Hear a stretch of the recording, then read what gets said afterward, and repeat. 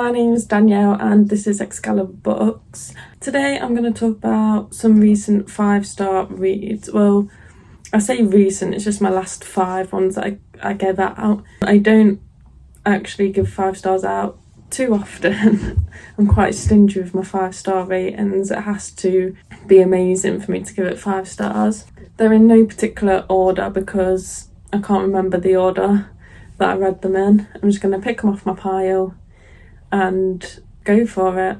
I will say I don't tend to give horrors 5 stars. I've still yet to wait for my 5-star horror, except The Shining. I gave that one 5 stars and I think that's the only one. There might be another Stephen King one, but yeah, it's usually fantasy I give 5 stars to, but there is quite a mix here today. The first one is Warbreaker by Brandon Sanderson. This was my first Brandon Sanderson book I read and I can't wait to read more. I really want to get to the Mistborn series next, but I also have Elantris as well, so I could go to that one next. I can't remember when I read this. I think it was last year. That's how often I give 5-star books out, 5-star ratings out.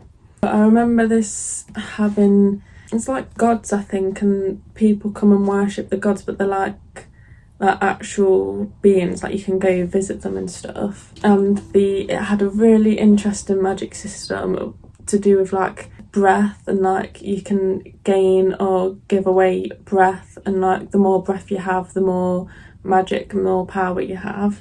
And something to do with colour. I can't really remember the magic system that well, but I just remember it being like really original, really different. And it's like the people that like die in glory come back as like gods. They don't remember their past lives, I don't think. And we're following one of the gods. I think one of the gods we're following, I think he's trying to remember like his past life. And we're following a princess who's going to marry the god king, and her sister's trying to like save her and rescue her from marrying this god king. Yes, this was full of like a lot of political intrigue, some mystery, following quite a lot of point of views, everything that I love in a fantasy.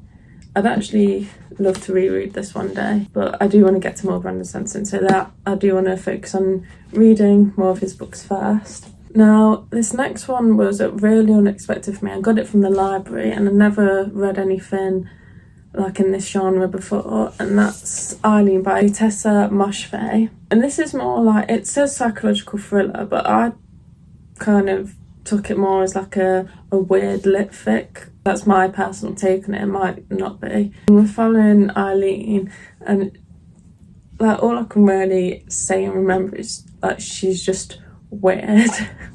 The book's weird, she's weird, and I really liked it. I had to buy myself a copy. She works as I think it's a secretary, yeah, at a boys' prison. So we're just following her day-to-day life, working there, coming home to her father who's an alcoholic, so she has to sort of look after him. They don't have a very good relationship, I don't think. And then a new lady starts working at her prison, and she sort of gets like a fascination with her, and it's like following her sort of obsession with this new lady at the prison. And I think it just took me by surprise, and that's why I loved it so much. I definitely want to get to more of this author's books. I'll get them from the library because I'm not sure that if I'll like them. This one's a bit of a funny one because a lot of people rate this very low, so I was expecting to hate this going in. That might be why I give it 5 stars. I definitely want to read more weird lit fic. I've been collecting quite a bit, so should get to them. Now, the next one is a non-fiction that I read.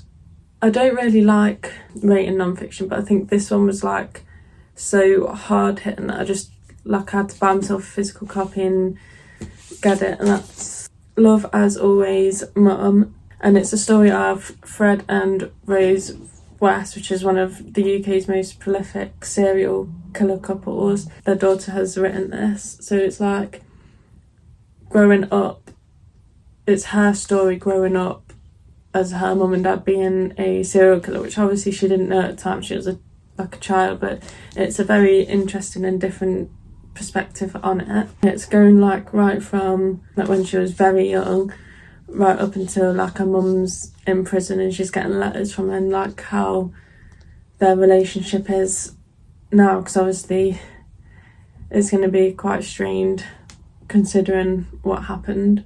Like I said, don't usually rate non-fiction, but I couldn't just not have this as one of my favourites. Next is a sci-fi, which is quite unusual for me to rate very highly. I don't read them that often, but when I do, I tend to love them, and that is Floating Hotel. I got this one for my birthday, and what I really liked about this one, it's kind of just like everyday slice of life of people working or staying at this hotel in space, and it's like every chapter is a different perspective from someone on this like ship hotel.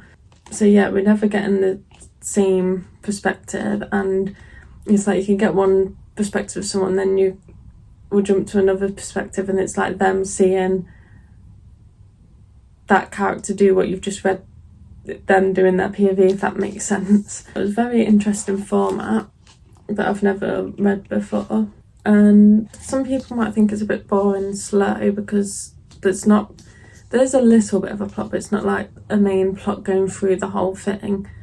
You're just following everyone's everyday life. So, but I really like that. That's why I like cozy fantasies and stuff. I was about to say I didn't expect this to be like a cozy sci-fi, but it literally says in the back, slice of life novel.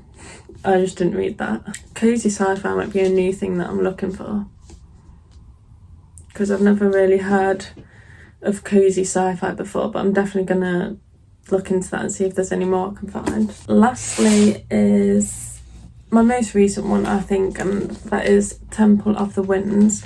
I did read this in a vlog, and I'm just so happy that this is back to being a 5-star series, because the last book in the series, I think I gave it 3.5, and when they're this chunky, reading something that's 3.5 can be quite long. But yeah, I love this one.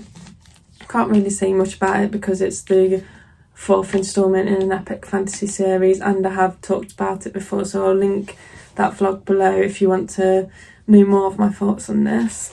We're following Richard Cypher, who is the seeker of truth, and he has the sword of truth, so he can go around helping people, solving problems. He is also, I think it's Dahara, the king of Dahara.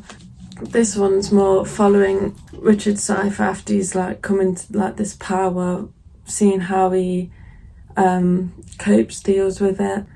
We've also got like a murder mystery running through this one as well, which I found really interesting. It's just your typical epic fantasy. There's nothing really new or original about it because it's quite an old series. It's from the 90s. So it's getting on to 30 years old now. But I do love my old fantasies. But that's everything. They're all the books that I've given 5 stars recently. Thank you for watching. Bye.